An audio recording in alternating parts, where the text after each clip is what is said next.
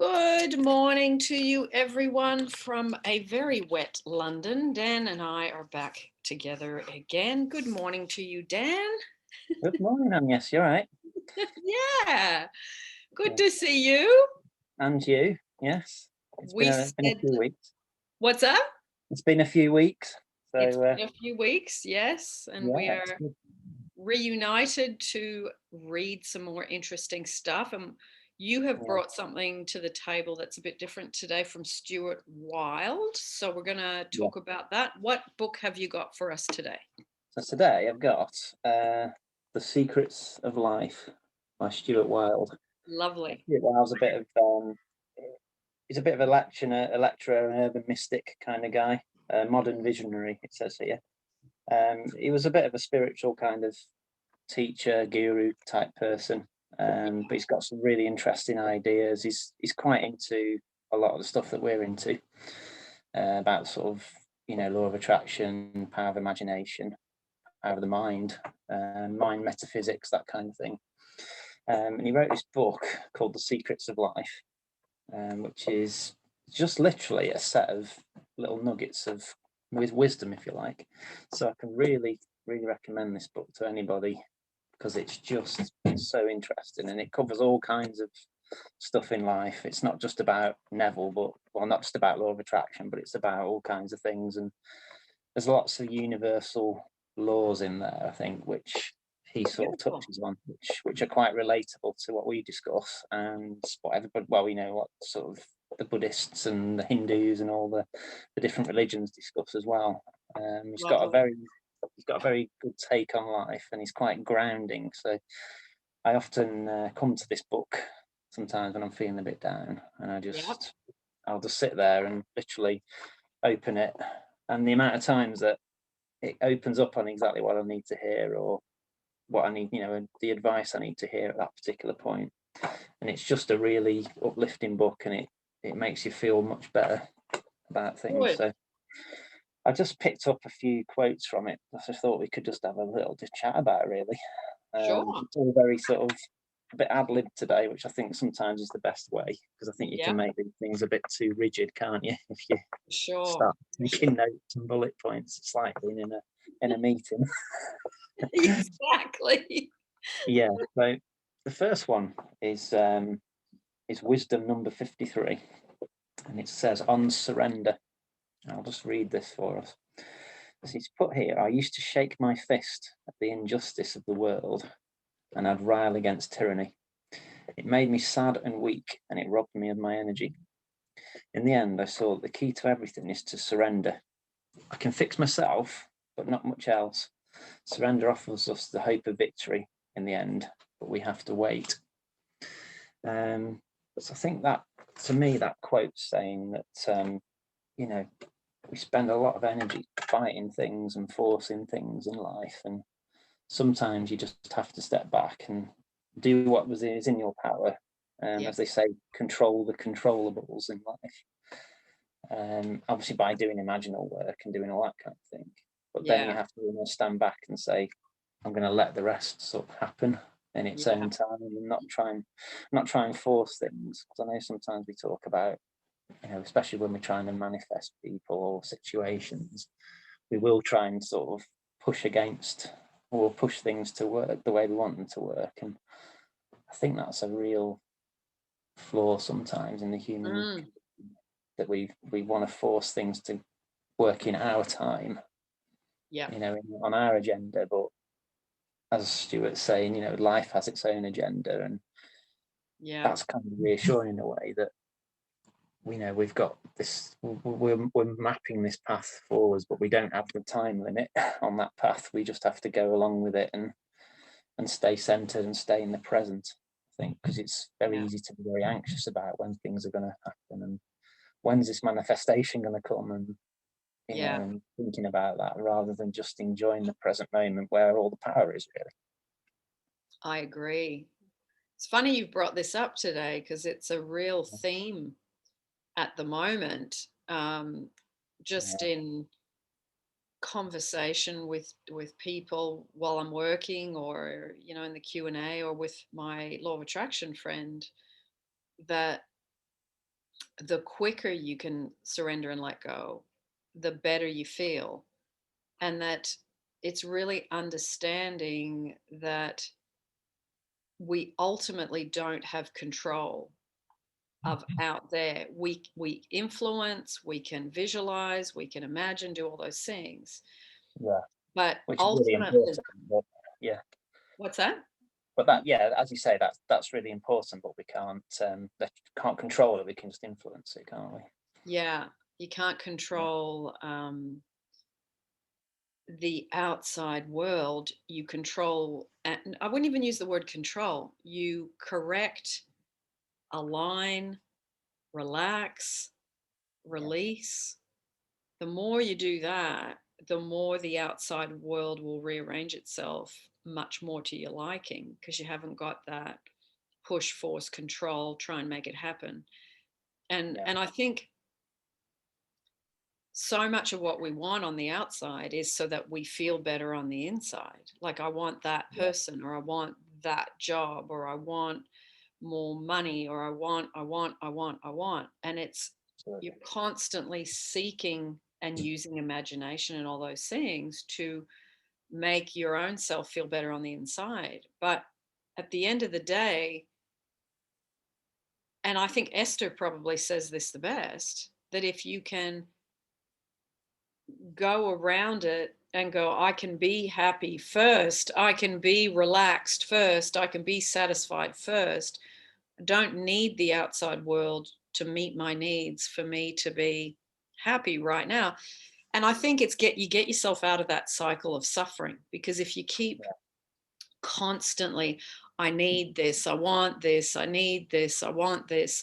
I mean, wants are okay, but yeah, it, if you can want with a plate from a place of satisfaction and yeah, relaxedness, you're not at the mercy of, I have to have all these things perfectly for me to be happy today, because there's always going to be another thing that yes.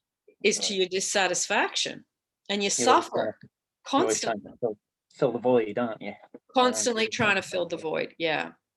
I think there's a difference between want and need as well. I think Yeah. when you need something, you're almost in a place of desperation. Where I think if you want something, you're consciously choosing that from a place of grounding. Yeah. And you're saying, "Oh, I'm going to select that, but I'm doing that in a positive kind of Mm. powerful way rather than grasping at it, and grasping desperately to get that in order to feel good." And I think Yeah. you're right in the sense that you never fill that void if it's not within you already. Yeah. Say you're And always grasping for the next thing. it's always grasping for the next thing and always looking for gratification externally, because there's discomfort internally.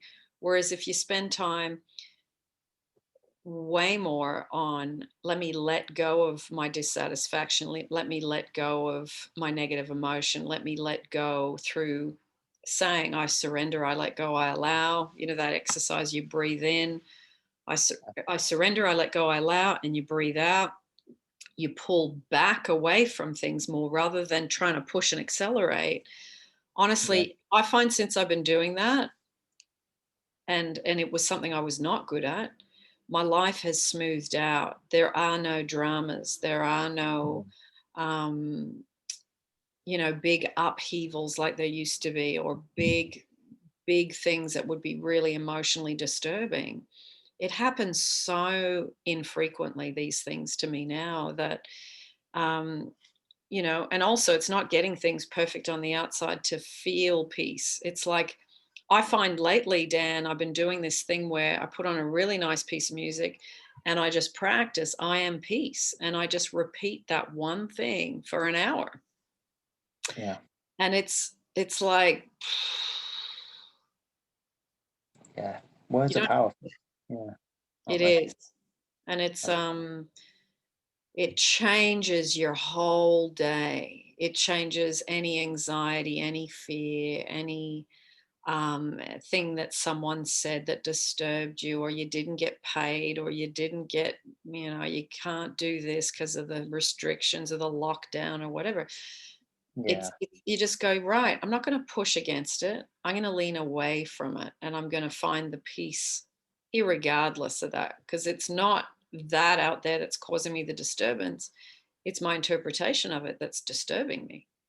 Yeah, and it's going, I think, from something will happen on the outside, and I don't know about you, but I used to sort of immediately react to it and, Mm. emotionally react to it. Whereas now I sort of stand back and I turn away from it and Mm.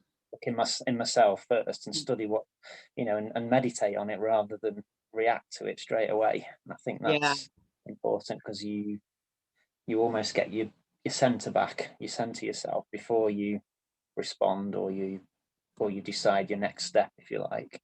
Yeah. You step back and you assess rather than. I know Stuart Wilde again talks a lot about what he calls silent power, and he says about you know choose what you say and carefully, and sometimes the best action is no action. Silence is stronger than meaningless words, and I think it's about being very selective with your power and your energy. I think, and what you Yeah. put your energy into as well. I think that's very important I because do we're not too. here to fix everything in the world, but at the same time, we have to be very self-caring, I think. Yeah. It is. It's giving up the I need to justify and defend, Yes. especially Yeah. when it's it doesn't matter whether it's a family member, your boss, somebody in a Facebook group or whatever. Like, just Yeah. this need. I think the I have way more energy since I have given up my need to change other people's opinions of me, Yeah. or to change um, something negative someone said about me. When you let go of I need everybody to like me, it is like, I just think today Mm. that is one of the most freeing things I've learned. I I totally agree with that. I think, don't need everybody to like me. I don't need everybody to agree with what I do. I don't need everybody. It's like you attract people that are like-minded. And I mean, I think there's lots of people I don't like what they do or what they say, but I just think, well, they've got every right to do what they want to do, and they believe as strongly in what they believe in as I do. So, to each his own. yeah, exactly. We're all connected, but at the same time, we have our own expressions, don't we, of life and what we think, and it's that, yeah, that power of not needing to change people. I think Wow. it's suppressing the ego, isn't it? Because the ego wants to assert your right to I know. I'm right, you're wrong, kind of. Yeah, exactly. Whereas if the more it's more powerful to just say, yeah, I agree with your opinion. Well, I say I accept your opinion, Yep. but I don't accept your opinion, but at the same time, I accept that you've got the right to have that opinion. Yeah. And just walk Yeah. away because we're all different and live and let Mm. live, which is I think is Live and let live. Yeah, it's a wonderful thing. And when you really start doing that and stop engaging in every single, defending your reputation, defending your point of view with your family, defending what the work you did to your boss, defending what you meant to your relationship, you just go, "Oh, okay, whew, okay, let me take that in. Let me, or I'll get back to you, or okay, I'm going to think about that." You don't instantly go, I think that is It's a really good, great. It's a conservation of energy yeah. thing. Yeah. And I think then your energy is when you do use your energy, it's so much more concentrated and Yeah. focused because you're doing that and you're not dispersing your energy over so many different things. Exactly. So I'll just go on to my next quote. Uh, Yeah. That was a nice one about surrender. yeah. So Stuart there talks about there's another one on metaphysical strength. So he says the more powerful you are, the more ability you have to materialize your wants. One's metaphysical strength is like a bank balance. It represents the time lag between what you conceive for your life in your mind and when it actually appears. Weak people imagine forever and nothing shows up. For the less wimpy variety, their thoughts show up in various forms, but it's less than they'd hoped for. It's got a funny way with words. It's quite funny as well. In the strong ones, events show up more or less immediately. The sage can materialize the burning bush in the flick of a thought form. Most others would have difficulty materializing a box of matches over 6 months. So yeah, I think that's just again about training the mind, isn't it? Really, I think. I Um, like the less wimpy variety. That's fantastic. Lovely words. so he's so funny. He's quite light-hearted as well, which always Yeah. helps. So I think that was when he was talking about the time lag. I know we sort of talked a bit about that with manifesting, haven't we? Where it's almost like the more concentrated and the more strongly you're focused, the quicker things show up. Mm, Which just kind of contradicts itself a little bit with Neville, doesn't it? Because sometimes he says you don't know when it's going to show up, but at mm, the same time, I think if you're in that kind of mindset where you're focused and you're not sort of doubting and you're not mm. worrying and trying to push things, I think things do tend to show up more quickly, don't they?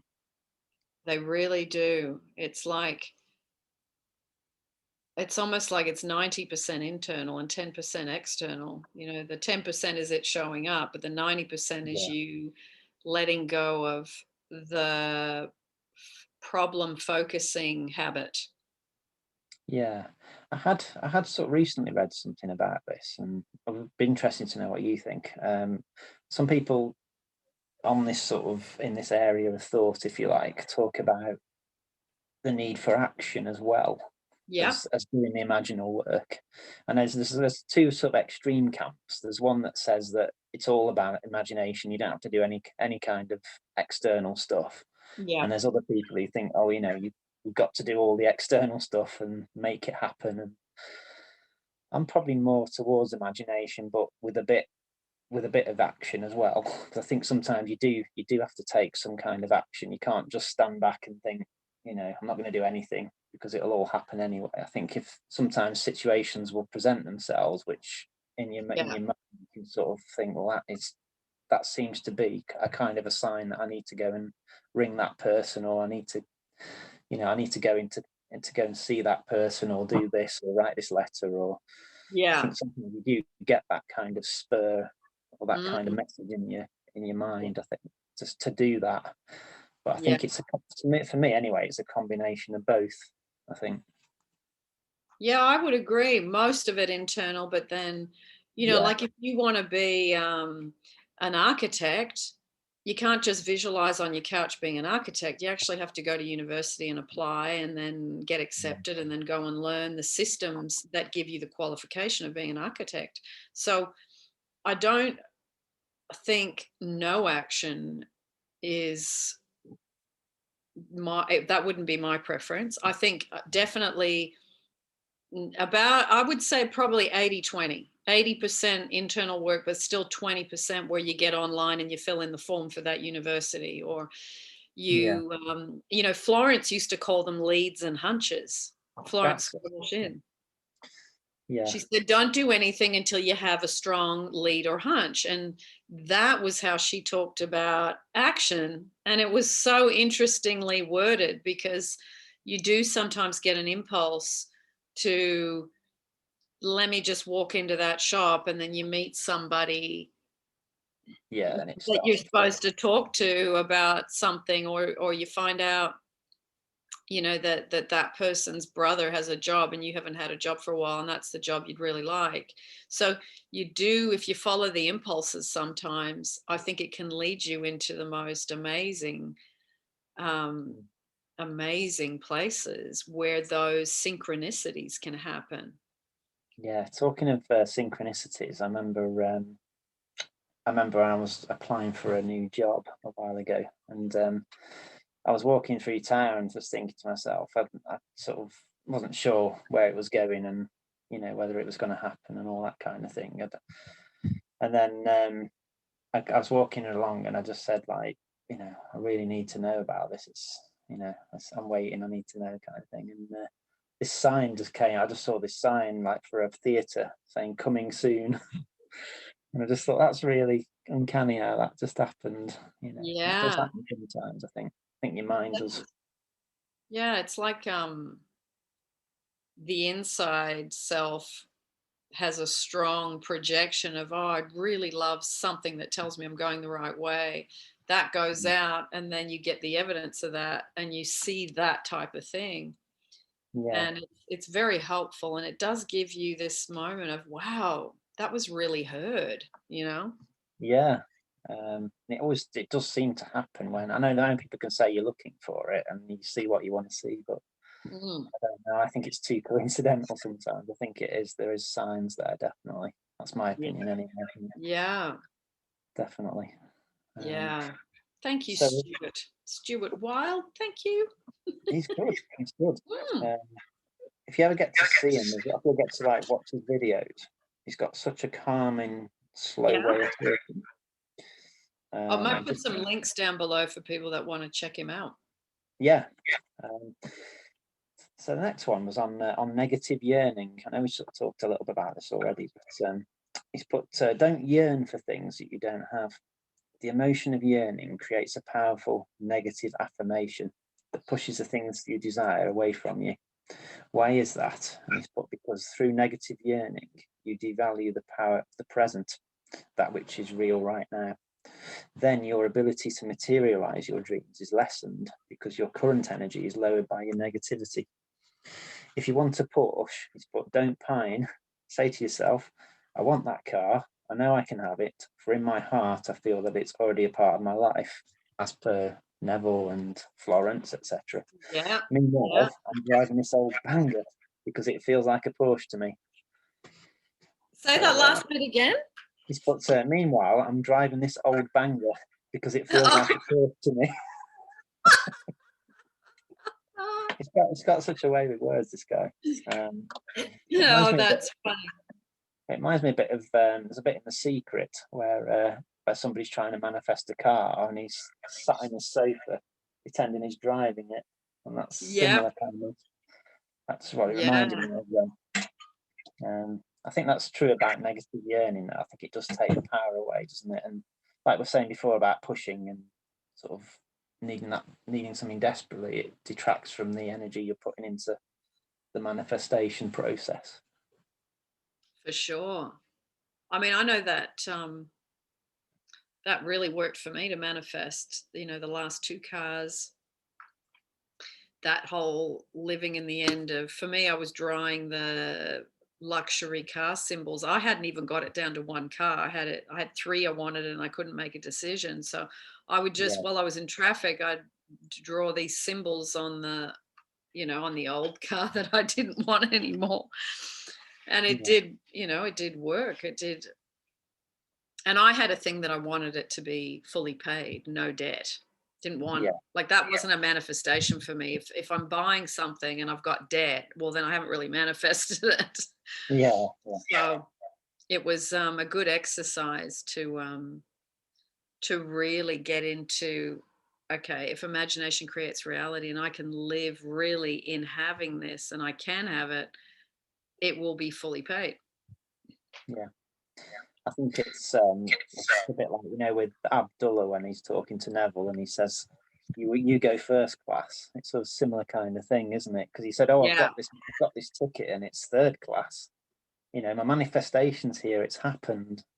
And then he Yeah. tells Abdullah all that excited, and Abdullah says, "You went first class or something, or you went first class. You didn't go third class." And it's almost like Yeah. you've had this car all paid for. You've not got it sort of through a loan or whatever. It's almost like Mm. Mm. that's that's what you want, kind of thing. You want the full Yeah. thing you paid for, and that's the manifestation. Exactly. And enjoying the feeling of, oh, I love this new car. You got to get into that. Yeah. Was it Danny talked about? Was it licking the windows or something? Do you remember that? Dan Radio Who? style. Dan Radio Yeah, well, style, when we're talking about manifesting a car and about licking the windows or something. I can't remember what it oh, was. licking the windscreen. That was it. That was a Because we classic were long. talking about using all the senses, and we said, okay, obviously sight, touch. And I said, but not taste. He goes, oh yeah, you can lick the windscreen, dashboard. Oh, for God's sake, that was very funny. He's nuts. He really is. That was brilliant. You've just gone a bit, the sound's gone a bit funny there on this. Can you just pause for a sec? You want to pause a minute? It's better now. He just went